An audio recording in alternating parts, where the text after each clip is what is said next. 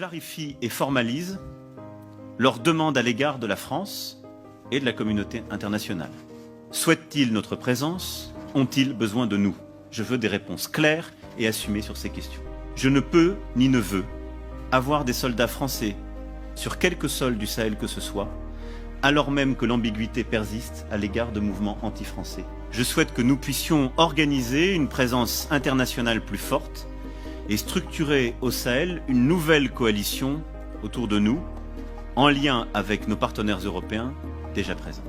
Le président français demande à nos chefs d'État africains francophones de fermer nos bouches. Parce que, selon lui, nous cultivons un sentiment anti-français. Mais vous savez très bien que c'est faux.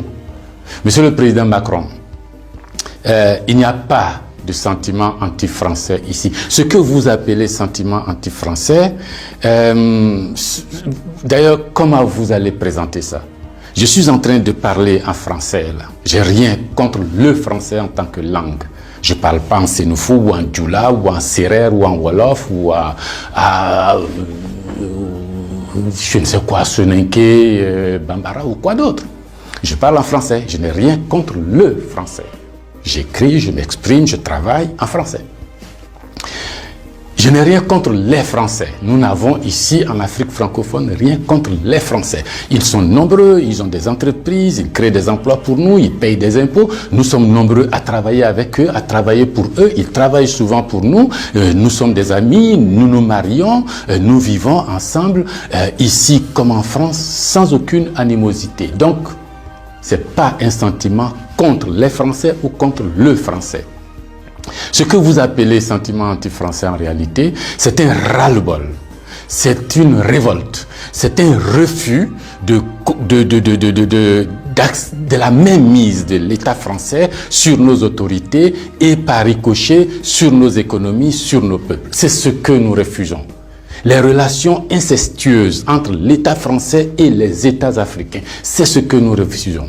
Les relations de connivence entre l'État français et les États africains, c'est ce que nous refusons.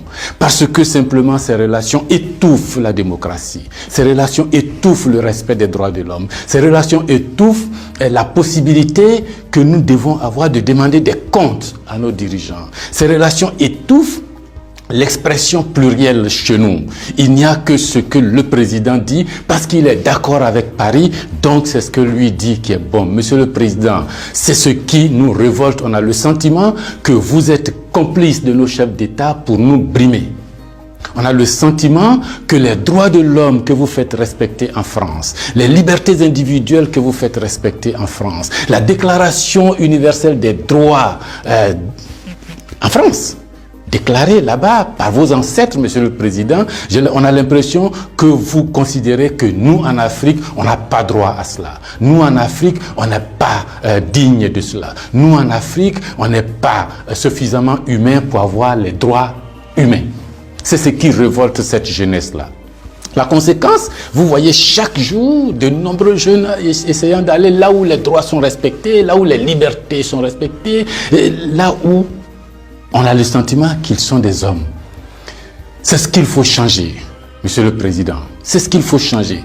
Vous pouvez parler 1000 fois à nos chefs d'État, vous pouvez leur donner des instructions 1000 fois, mais ça ne changera rien dans la tête des populations africaines ici, dans l'esprit des populations africaines ici. L'idée est que nous voulons redevenir des hommes libres. Nos ancêtres ont été vendus comme des marchandises par vos ancêtres. Comme des marchandises.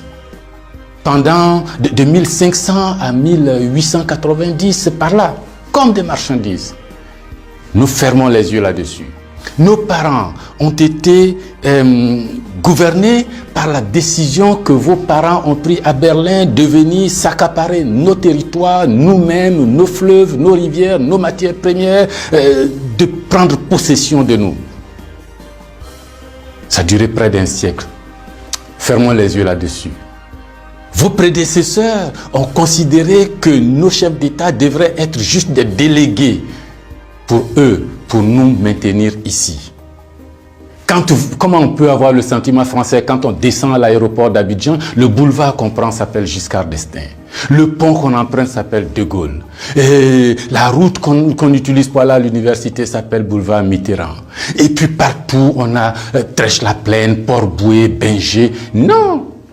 Ce que la nouvelle génération veut, ce que nous voulons, c'est l'autodétermination. Que nos chefs d'État nous rendent compte ici, qu'ils ne soient pas obligés d'aller vous rendre compte pour se donner une certaine légitimité, comme Macron est d'accord avec moi, comme Chirac est d'accord avec moi, comme le chef d'État français est d'accord avec moi. Donc ici, vous allez faire ce que je dis parce que sinon vous allez avoir des problèmes. Monsieur le Président, tant que ça durera comme ça, les gens ici auront le sentiment que l'État français est complice de leur brimade, de leur pauvreté, de leur chômage. C'est ce que nous voulons changer. C'est ce que nous voulons changer. Renvoyer Kako Noboko, renvoyer Kemi Seba, renvoyer Nathalie Yamb, contester les propos de Salif Keïta ou je ne sais qui d'autre, ça ne changera rien. C'est dans la tête de chacun. Chacun de nous, les gens, ces idées-là ont imbibé notre esprit maintenant. Le désir de liberté, vous devez connaître ça. Vos ancêtres se sont battus pour avoir cette liberté. On fait plusieurs guerres pour jouir de cette liberté. Ce que nous voulons, c'est ça. Liberté de commerce, liberté de nous organiser, nous autodéterminer, faire ce qui est bon pour nous sans nuire à vos intérêts. Mais ça ne vous dit pas de venir nous imposer vos intérêts. Si vous pensez, chers auditeurs, que ce message vaut la peine d'être diffusé et que nous soyons nombreux à nous l'approprier, sans animosité, sans bestialité, mais avec fermeté et conviction, il faut liker, il faut partager. Parce que c'est l'Afrique de demain qui se joue là. Nous ne voulons plus être des marchandises, nous ne voulons plus être sous la tutelle.